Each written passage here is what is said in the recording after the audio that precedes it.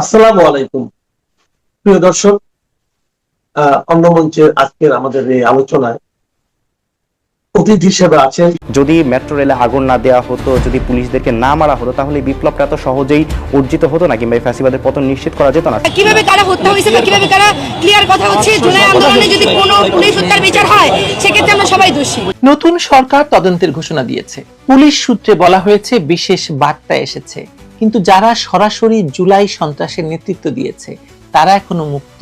ইউনূস সরকারের দায় মুক্তি অধ্যাদেশ তাদের জন্য একটি সুরক্ষা কাঠামো তৈরি করেছে, যার আওতায় তারা রাজনৈতিক প্রতিরোধের নামে নিজেদের রক্ষা করার চেষ্টা করছে।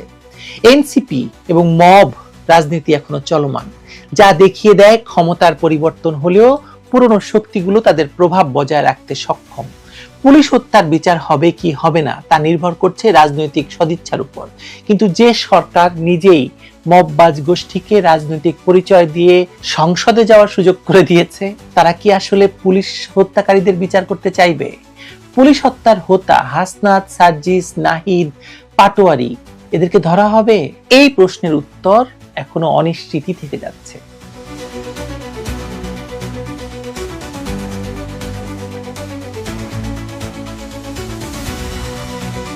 2024 সালের জুলাই মাসে যখন রাজপথে শিক্ষার্থীদের শান্তিপূর্ণ আন্দোলনকে রক্তাক্ত করে তুলে হত্যা সন্ত্রাসের রাজনৈতিক খেলা শুরু হয়, তখন অনেকেই ভেবেছিলেন এটি একটি স্বতঃস্ফূর্ত গণ আন্দোলন। কিন্তু সময়ের পরিক্রমায় বাস্তবতা উন্মোচিত হয়েছে ভয়ঙ্করভাবে। সেই আন্দোলনের নামে সংগঠিত পুলিশ হত্যা, থানা দখল, অস্ত্র লুটপাট এবং মব সন্ত্রাসের ঘটনাগুলো আজ যখন আবার আলোচনায় আসছে, তখন প্রশ্ন উঠছে সেই হত্যাযজ্ঞের মূল হোতারা কি আদৌ বিচারের মুখোমুখি হবেন কিনা। হাসনাত, সার্জিস, নাহিদ, পাটোয়ারি, আক্তার, মাহফুজ আলম এই নামগুলো শুধু সামাজিক যোগাযোগ মাধ্যমে নয়, পুলিশের গোয়েন্দা তথ্যেও উঠে এসেছে হত্যা এবং নাশকতার পরিকল্পনাকারী হিসাবে। অথচ বিগত 18 মাসে এই চিহ্নিত সন্ত্রাসীদের বিরুদ্ধে কোনো ব্যবস্থা নেওয়া হয়নি, বরং তাদেরকে রাজনৈতিকভাবে আশ্রয় প্রশ্রয় দেওয়া হয়েছে, তাদেরকে দিয়ে রাজনৈতিক দল খোলানো হয়েছে এবং সেই দলকে নির্বাচনে জিতিয়ে এখন বিরোধী দলে বসানো হয়েছে। ইউনূস সরকারের আমলে জারি হওয়া জুলাই গণ অভ্যুত্থানের সুরক্ষা এবং দায় নির্ধারণ অধ্যাদেশ তাদেরকে দেয় আইনি দায় মুক্তি, যা বাংলাদেশের ইতিহাসে নজিরবিহীন একটি কালো আইন। এর আগেও এই কালো আইন হয়েছিল বঙ্গবন্ধু হত্যাকাণ্ডের পর। শুধু তাই নয়, আমরা অপারেশন ক্লিন হার্টেরও দায় মুক্তি দেখেছিলাম। এই অধ্যাদেশের ফলে পুলিশ হত্যার মতো গুরুতর অপরাধগুলোকেও রাজনৈতিক প্রতিরোধ হিসাবে বৈধতা দেওয়া হয়েছে, যা আইনের শাসনের পরিপন্থী এবং সাংবিধানিকভাবে বিতর্কিত। পুলিশ সদর দপ্তরের তথ্য অনুযায়ী 2024 সালের জুলাই আগস্টে অন্তত 44 জন পুলিশ সদস্য নিহত হন, যদিও অভ্যন্তরীণ এবং অন্যান্য সূত্রগুলি বলছে এই সংখ্যাটি প্রায় 3 শতাধিক। শুধু সিরাজগঞ্জের এনায়েতপুর থানায় একদিনে 13 জন পুলিশ সদস্যকে নৃশংসভাবে হত্যা করা হয়। ঢাকা মহানগর পুলিশের 21টি থানায় হামলা করা হয়, 13টি থানা পুড়িয়ে ছাই করা হয়। এই হামলাগুলো ছিল পূর্ব পরিকল্পিত, সমন্বিত, সামরিক কায়দায় পরিচালিত। হবিগঞ্জের বানিয়াচং উপজেলায় বানিয়াচং থানা জ্বালিয়ে এসআই সন্তোষকে যেভাবে মারা হয়েছিল, তার স্বীকারোক্তি সব জায়গায় ঘুরছে। সামাজিক যোগাযোগ মাধ্যমে ছড়িয়ে পড়েছে তারা সামরিক কায়দায় কিভাবে পুলিশদেরকে হত্যা করেছিল নৃশংসভাবে। হাসনাত এবং সার্জিসের নেতৃত্বে একটি সংঘবদ্ধ গোষ্ঠী রাজধানীর বিভিন্ন পয়েন্টে পুলিশকে টার্গেট করে হত্যা করে, লাশ পুড়িয়ে ফেলে, অস্ত্র লুট করে এবং থানা দখল করে। এই ঘটনাগুলোর ভিডিও ফুটেজ, সিসিটিভি ক্লিপ, প্রত্যক্ষদর্শীর বয়ান এবং গোয়েন্দা তথ্য সবই পুলিশের কাছে রয়েছে। অথচ তদন্ত হয়নি, মামলা হয়নি, কারণ অন্তর্বর্তী সরকার সংকেত দেয়নি। অন্তর্বর্তী সরকারের তারা ছিল ঘনিষ্ঠ, তারা ছিল মব বাহিনী। এখন নতুন সরকার দায়িত্ব নেওয়ার পর পুলিশ সদর দপ্তরে বিশেষ বার্তা এসেছে, তদন্ত শুরু হবে, মামলা হবে, অপরাধীদের আইনের আওতায় আনা হবে। কিন্তু প্রশ্ন হলো, যখন সেই অপরাধীরা এখন সংসদ সদস্য, বিরোধী দলের হুইপ, রাজনৈতিক নেতা, তখন তাদের ধরা কতটা সম্ভব? ইউনূস সরকারের জারি করা অধ্যাদেশ অনুযায়ী রাজনৈতিক প্রতিরোধ হিসাবে সংগঠিত যে কোনো হত্যা, ভাঙচুর বা সন্ত্রাসী কার্যক্রমকে দায় মুক্তি দেওয়া হয়েছে। এই আইনে বলা হয়েছে মানবাধিকার কমিশন ঠিক করবে কোন হত্যাকাণ্ড রাজনৈতিক এবং কোনটি ব্যক্তিগত। অর্থাৎ পুলিশ হত্যার বিচারও এখন একটি রাজনৈতিক কমিশনের বিবেচনার উপর নির্ভর করছে, যা আইনিভাবে অবাস্তব এবং বিপজ্জনক। এই কমিশন যদি বলে হাসনাত, সার্জিসদের হত্যাকাণ্ড ছিল রাজনৈতিক প্রতিরোধ, তাহলে তাদের কোনো দায় থাকবে না। আর যদি ব্যক্তিগত বলে ঘোষণা করে, তবেই কেবল মামলা হবে। এই আইনি ফাঁকা মানে ফাঁক রেখে দেওয়া আসলে হত্যাকারীদের রক্ষা করারই চেষ্টা করা হচ্ছে, বিচার নয়। অন্যদিকে পুলিশের অভ্যন্তরীণ সূত্রগুলো জানাচ্ছে যে তদন্ত শুরু হলেও আসলে কাজটি কঠিন, কারণ হামলায় জড়িত অনেকেই এখন রাজনৈতিকভাবে খুব শক্তিশালী। তাদের কেউ কেউ সংসদ সদস্য, কেউ বিরোধী দলের নেতা, কেউ আবার সরকারি দলের আশ্রয় প্রার্থী। এই পরিস্থিতিতে তদন্তকারী কর্মকর্তারা বিব্রত। তারা জানেন আসামি চিহ্নিত করলেও গ্রেপ্তার করা সম্ভব হবে না, কারণ রাজনৈতিক হস্তক্ষেপ অপেক্ষায় থাকবে। আর যে অধ্যাদেশ জারি হয়েছে তাতে করে তাদের তদন্ত রিপোর্টও প্রশ্নবিদ্ধ হতে পারে। এই আইনি জটিলতার মধ্যে পড়ে পুলিশ আসলে একটি তদন্ত প্রক্রিয়ায় সময় ক্ষয় করবে হয়তো, যার ফলাফল হবে শূন্য। প্রশ্ন হলো, রাষ্ট্র নিজেই যখন হত্যাকারীদের আইনি সুরক্ষা দিচ্ছে তখন বিচার কিভাবে সম্ভব? যখন পুলিশ হত্যার পরিকল্পনাকারীরা সংসদে বসে আছেন তখন তাদের বিচার কে করবে? তারা নিজেরাই তো আইন প্রণয়নকারী। এই প্রশ্নের উত্তর এখন অনিশ্চিত, কারণ বাংলাদেশে রাজনীতি এখনো সন্ত্রাসীদের নিরাপত্তা দেওয়ার একটি হাতিয়ার। আইনের শাসন নয়, রাজনৈতিক বিবেচনায় এখন নির্ধারণ করছে কে অপরাধী আর কে নিরীহ। এই পরিস্থিতিতে পুলিশ হত্যার হোতারা ধরা পড়বে কি পড়বে না তা সময় বলবে, তবে আইনি এবং রাজনৈতিক বাস্তবতা বলছে সম্ভাবনা আসলে ক্ষীণ।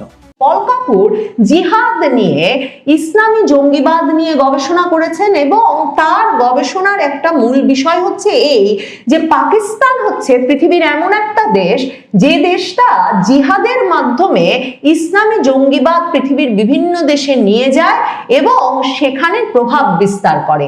এই যে ইসলামী জঙ্গিবাদের বিকাশ ঘটাতে জিহাদের নামে পাকিস্তানের যে অবদান, সেই অবদান মার্কিন প্রশাসনকে বরাবর স্মরণ করিয়ে দিয়ে পল কাপুর সবসময় পাকিস্তান থেকে দক্ষিণ মধ্য এশিয়ার সকল দেশকে দূরত্বে রাখা যে মার্কিন যুক্তরাষ্ট্রের জন্য গুরুত্বপূর্ণ এই পরামর্শ দিয়ে আসছেন।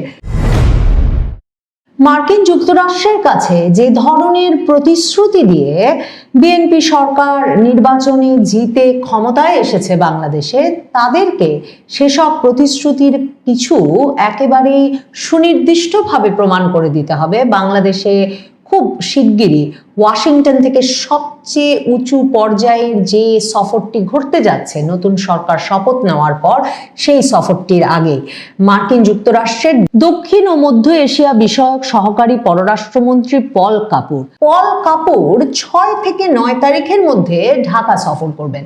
পল কাপুরের এই ঢাকা সফরের আগে বিএনপি সরকারকে তারা যে ধরনের গণতান্ত্রিক পরিবেশ, অন্তর্ভুক্তিমূলক পরিবেশ তৈরি করবে বলে মার্কিন যুক্তরাষ্ট্র সরকারকে কথা দিয়েছে, সেই বিষয়গুলোতে তাদের প্রতিশ্রুতি স্পষ্টভাবে প্রমাণ করতে হবে।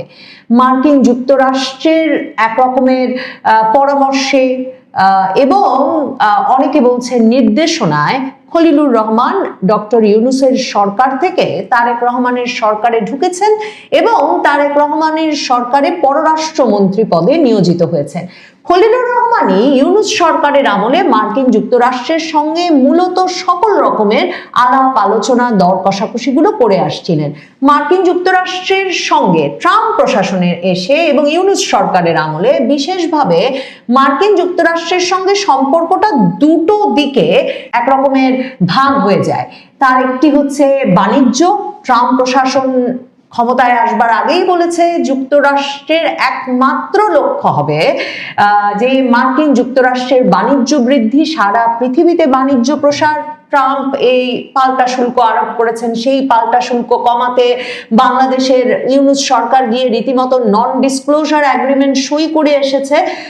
সেই নন ডিসক্লোজার এগ্রিমেন্টে কি আছে তা আমাদের বলে নাই পর্যন্ত। এখন মার্কিন যুক্তরাষ্ট্রেই বলা হচ্ছে ট্রাম্পের সেই শুল্ক আরোপ অবৈধ। বাংলাদেশের সেই নন ডিসক্লোজার এগ্রিমেন্টের ভাগ্যে কি ঘটে সেটা দেখবার জন্য নিশ্চয়ই অপেক্ষা করতে হবে। কিন্তু মার্কিন যুক্তরাষ্ট্র দ্বিপাক্ষিক সম্পর্কের ক্ষেত্রে বাণিজ্যের পাশাপাশি তাদের জন্য একই রকম স্বার্থ রক্ষাকারী গুরুত্বের সঙ্গে যে বিষয়টিকে দেখে সেটা হচ্ছে নিরাপত্তা ইস্যু। এমনকি মার্কিন প্রেসিডেন্ট ট্রাম্প যখন ইউনূসকে ধমকে চিঠি লিখেছিলেন যে তাড়াতাড়ি ব্যবসা বাড়ান, সেই চিঠিতে আপনাদের মনে থাকবে যে তিনি সেই চিঠিকেও নিরাপত্তা ঝুঁকির দিকে নিয়ে গিয়েছিলেন। তিনি বলেছেন ব্যবসা না বাড়ালে ব্যাপারটা আমাদের জন্য নিরাপত্তা ঝুঁকির সৃষ্টি করে বলে আমরা মনে করি। মার্কিন যুক্তরাষ্ট্র সবকিছু নিরাপত্তা লেন্স দিয়ে দেখে এবং সবকিছুর পরেও নিরাপত্তাকে আসলে অন্য ভাষায় বললে সারা পৃথিবীতে একদিকে তাদের স্বার্থ রক্ষাকে, অন্যদিকে তাদের এক রকমের নিয়ন্ত্রণ বজায় রাখার বিষয়কে এবং তাদের জন্য হুমকি হয়ে ওঠে এমন কোন শক্তি যাতে কোথাও এক রকমের দাপিয়ে বেড়াতে না পারে বা খুবই চাঙ্গা হয়ে না ওঠে, সেদিকটায় তারা লক্ষ্য রাখে। মার্কিন এই যে কর্মকর্তা, উচ্চ পদস্থ কর্মকর্তা যে বাংলাদেশ সফরে আসছেন, পল কাপুর, যিনি কিনা ডোনাল্ড লুর জায়গায় এসেছেন, তার মূল কাজের জায়গা কিন্তু হচ্ছে এই নিরাপত্তা ইস্যু। পল কাপুর মূলত নিরাপত্তার বিষয় দেখেন এবং এই ইন্দো প্রশান্ত মহাসাগরীয় অঞ্চলে নিরাপত্তা ইস্যু নিয়ে তিনি দীর্ঘ সময় ধরে মার্কিন প্রশাসনে কাজ করছেন। তিনি শুধু ভারতীয় বংশোদ্ভূত তাই নন, নাম দেখেই নিশ্চয়ই ধারণা করছেন পল কাপুর তিনি ভারতপন্থী হিসেবে পরিচিত, কারণ মার্কিন প্রশাসনে তিনি হচ্ছেন সেই ব্যক্তি যিনি দীর্ঘ সময় শিক্ষকতা করেছেন, গবেষণার কাজে যুক্ত ছিলেন। এই পল কাপুর মার্কিন প্রশাসনে সবসময় সেই মতবাদকে এক রকমের প্রচার করে এসেছেন যে মার্কিন যুক্তরাষ্ট্রের জন্য, বিশেষ করে দক্ষিণ ও মধ্য এশিয়ায় সবচেয়ে মঙ্গল হবে যদি তারা ভারতকে সবচেয়ে বড় কৌশলগত মিত্র হিসেবে গ্রহণ করে এবং যদি ভারতের পরামর্শে এবং পাকিস্তান থেকে দূরত্ব সৃষ্টি করে তারা এক রকমের নিরাপত্তা কৌশল সাজিয়ে নেয়। ট্রাম্প প্রশাসন কিন্তু ঠিক সেই কাজটি করেছে। ট্রাম্প প্রশাসন ক্ষমতায় এসেই ঘোষণা করেছে তাদের নিরাপত্তা কৌশলে ইন্দো প্রশান্ত মহাসাগরীয় অঞ্চলে তারা মনে করে ভারত তাদের সবচেয়ে বড় কৌশলগত মিত্র। আপনাদের মনে থাকবে ট্রাম্প ক্ষমতা নেওয়ার পর যখন ভারতের প্রধানমন্ত্রী মোদি গেলেন ওয়াশিংটনে, তখন ট্রাম্প রীতিমতো মোদিকে পাশে বসিয়ে সাংবাদিকের প্রশ্নের উত্তরে বললেন যে বাংলাদেশের বিষয়টা তিনি প্রধানমন্ত্রী মোদির ওপরেই ছেড়ে দিতে চান। আমেরিকা ট্রাম্প প্রশাসন ঠিক সেভাবেই বিষয়টা দেখে এবং সে বিষয়ে তাদের বার্তা আরো স্পষ্ট করতে এই পল কাপুরকে দক্ষিণ ও মধ্য এশিয়া বিষয়ক সহকারী সচিব হিসেবে নিয়োগ দিয়েছে প্রেসিডেন্ট ট্রাম্প। কাজেই এই পল কাপুরের নিয়োগের সঙ্গে যেমন এই দক্ষিণ মধ্য এশিয়ায় মার্কিন যুক্তরাষ্ট্রের প্রভাবের সঙ্গে ভারতের প্রভাব একদম মিলেমিশে যাওয়ার ব্যাপারটা স্পষ্ট হয়, তেমনি মনে রাখতে হবে এই যে খলিলুর রহমান শুধুমাত্র মার্কিন যুক্তরাষ্ট্রের সুপারিশেই বা পরামর্শেই তারেক রহমানের পররাষ্ট্র মন্ত্রণালয়ের দায়িত্ব পেয়েছেন তাই নয়, ভারতও অন্তর্বর্তীকালীন সরকারের সময়ে এই খলিলুর রহমানের সঙ্গে একমাত্র আলাপের চ্যানেল খুলেছিল। নভেম্বর মাসে অজিত দোভাল ভারতের জাতীয় নিরাপত্তা উপদেষ্টা খলিলুর রহমানকে ডেকে নিয়ে গিয়েছিলেন ভারতে এবং নিয়ে গিয়ে সেখানে তাদের মধ্যে যে বৈঠক হয়েছিল সেখানেও মার্কিন যুক্তরাষ্ট্রের উচ্চপদস্থ কর্মকর্তারা উপস্থিত হয়েছিলেন এবং সেখানে সুস্পষ্টভাবে ভারত এবং যুক্তরাষ্ট্রের পক্ষে খলিলুর রহমানকে জানিয়ে দেওয়া হয়েছিল যে বাংলাদেশকে একটা চরমপন্থা মৌলবাদের হাত থেকে রক্ষায় তারা মনে করেন এটা গুরুত্বপূর্ণ আঞ্চলিক নিরাপত্তার জন্য যে বাংলাদেশে আওয়ামী লীগের রাজনৈতিক কার্যক্রমের ওপর থেকে নিষেধাজ্ঞা উঠে যাবে, বাংলাদেশে আওয়ামী লীগকে স্বাভাবিকভাবে রাজনৈতিক কার্যক্রম পরিচালনা করতে দিতে হবে যাতে আওয়ামী লীগের পতনের পর আওয়ামী লীগকে রাজনীতি থেকে নিষিদ্ধ করবার পর যে শক্তির বাংলাদেশে উত্থান হয়েছে সে শক্তি আওয়ামী লীগ না থাকার সুযোগে এতটা চাঙা হয়ে উঠতে না পারে এবং যতটা না তার শক্তি তার চেয়ে বেশি শক্তি প্রদর্শন করতে না পারে। অজিত দোভাল মার্কিন যুক্তরাষ্ট্র সে সময় খলিলুর রহমানের হাতে সীমান্তবর্তী এলাকায় জঙ্গি ঘাঁটি থেকে শুরু করে নানা রকম প্রমাণাদি উত্থাপন করেছিলেন এবং কি করে করতে পারেন তিনি সে কথা যাতে এক সপ্তাহের মধ্যে আবারও মার্কিন যুক্তরাষ্ট্র এবং ভারতকে রিপোর্ট করতে পারেন, সেজন্য ভারত থেকে বাংলাদেশে ফেরার পরেই খলিলুর রহমানকে অজিত দোভাল আর মার্কিন যুক্তরাষ্ট্র আবারও দোহা নিয়ে গিয়েছিলেন। দোহার মধ্যস্থকের উপস্থিতিতে মার্কিন যুক্তরাষ্ট্র এবং ভারতের সঙ্গে ইন্দো প্রশান্ত মহাসাগরীয় অঞ্চলের নিরাপত্তা লেন্সে বৈঠক করবার জন্য, যেখানেও তাদের একমাত্র বার্তা ছিল মার্কিন যুক্তরাষ্ট্র এবং ভারতের তরফ থেকে যে বাংলাদেশের রাজনৈতিক পরিবেশে মৌলবাদ উগ্রবাদের উত্থান ঠেকাতে আওয়ামী লীগকে রাজনৈতিক কার্যক্রমে ফেরানো গুরুত্বপূর্ণ, যেটা না হলে শুধু আঞ্চলিক নিরাপত্তা নয়, মার্কিন যুক্তরাষ্ট্র মনে করে পুরো বৈশ্বিক নিরাপত্তাকেই হুমকির মুখে ফেলতে পারে বাংলাদেশ। মার্কিন যুক্তরাষ্ট্রের গোয়েন্দা প্রধান তুলসি গ্যাবার্ড, যিনি কিনা অজিত দোভালের সঙ্গে অত্যন্ত ঘনিষ্ঠ, তিনিও কিন্তু সেই 2025-এর ফেব্রুয়ারিতেই ঘোষণা দিয়ে বলেছিলেন যে বাংলাদেশে 2024-এর পর থেকে যেই রাজনৈতিক শক্তির উত্থান ঘটেছে তারা বাংলাদেশে খিলাফত প্রতিষ্ঠার প্রচেষ্টা করছে এবং মার্কিন প্রশাসন, ট্রাম্প প্রশাসন যে কোনোভাবে পৃথিবীর যে কোনো দেশে খিলাফত প্রতিষ্ঠার প্রচেষ্টা ঠেকিয়ে দিতে সর্বশক্তি প্রয়োগ করবে। কাজেই মার্কিন প্রশাসন নিরাপত্তার লেন্সে যখন বাংলাদেশকে দেখছে, সেখানে তারা আওয়ামী লীগকে রাজনৈতিকভাবে অবশ্য প্রয়োজনীয় মনে করে। এ বার্তা ইউনূস সরকারের আমলেও তারা স্পষ্ট করে দিয়েছে এবং তারপর এমনকি বাংলাদেশের নির্বাচনের মাত্র ক সপ্তাহ বাকি থাকতে জানুয়ারি মাসের শেষ দিকেও এই পল কাপড় সহ মার্কিন পররাষ্ট্র মন্ত্রণালয়ের উচ্চপদস্থ কর্মকর্তারা ওয়াশিংটনে খলিলুর রহমানকে ডেকে নিয়ে আবারও সেই বার্তাই দিয়েছিলেন যাতে নির্বাচনে কোনোভাবেই মৌলবাদের, উগ্রবাদের, চরমপন্থার কিংবা মার্কিন যুক্তরাষ্ট্রের ভাষায় খিলাফতের উত্থান ঘটতে না পারে এবং সেটা যাতে যে কোনোভাবে অন্তর্বর্তীকালীন সরকার নিশ্চিত করে। যে নিশ্চয়তার অংশ হিসেবে মার্কিন যুক্তরাষ্ট্র জুন মাস থেকে তারেক রহমানের সঙ্গে যোগাযোগ শুরু করে, আগস্ট মাসে তাদের রাষ্ট্রদূতকে পাঠায় তারেক রহমানের সঙ্গে যোগাযোগ করতে, আর ডিসেম্বরে তারেক রহমানকে দেশে নিয়ে আসে। নির্বাচনের ফলাফল প্রকাশের পর ডক্টর ইউনূসের ঘনিষ্ঠ জামায়াতে ইসলামী এবং ছাত্রদের দল জাতীয় নাগরিক পার্টি যে ধরনের প্রতারিত বোধ করে প্রশাসন এবং সরকারের কাছ থেকে সহযোগিতা না পেয়ে, খলিলুর রহমান জানেন, ইউনূস জানেন কোন প্রতিশ্রুতিতে, কোন শর্তের মুখে তাদের পক্ষে জামায়াতে ইসলামীকে সহযোগিতা দেওয়া সম্ভব হয় নাই। খলিলুর রহমান, তারেক রহমান জানেন পল কাপুরের এজেন্ডা কি, পল কাপুরের বিশ্বাস কি। পল কাপুর জিহাদ নিয়ে, ইসলামী জঙ্গিবাদ নিয়ে গবেষণা করেছেন এবং তার গবেষণার একটা মূল বিষয় হচ্ছে এই যে পাকিস্তান হচ্ছে পৃথিবীর এমন একটা দেশ যে দেশটা জিহাদের মাধ্যমে ইসলামী জঙ্গিবাদ পৃথিবীর বিভিন্ন দেশে নিয়ে যায় এবং সেখানে প্রভাব বিস্তার করে।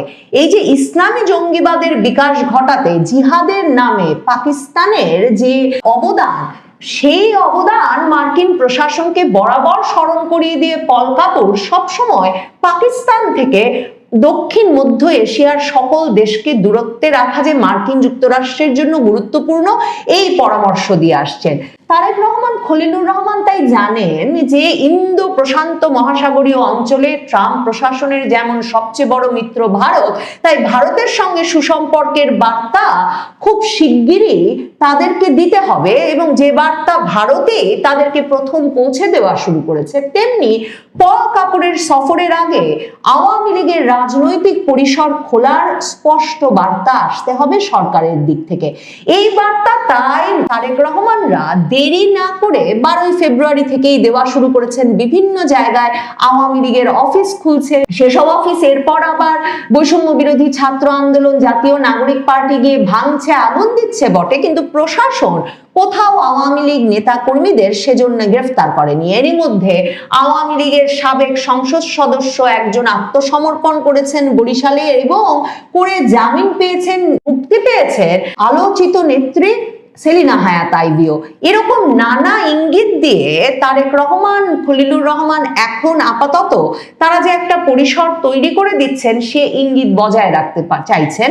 তবে পল কাপুরের সফরের আগে এতটুকুই যথেষ্ট হবে কিনা সে প্রশ্নও থেকে যায়। এমনকি আওয়ামী লীগ বিরোধী অনেক পত্রপত্রিকা লিখছে যে ঢাকায় বসেই সাবের হোসেন চৌধুরী, শিরিন শারমিন চৌধুরীরা নাকি বিভিন্ন কূটনীতিকদের সঙ্গে আলাপ আলোচনা অত্যন্ত জোরদার করেছেন তারেক রহমান ক্ষমতায় আসার পর থেকেই।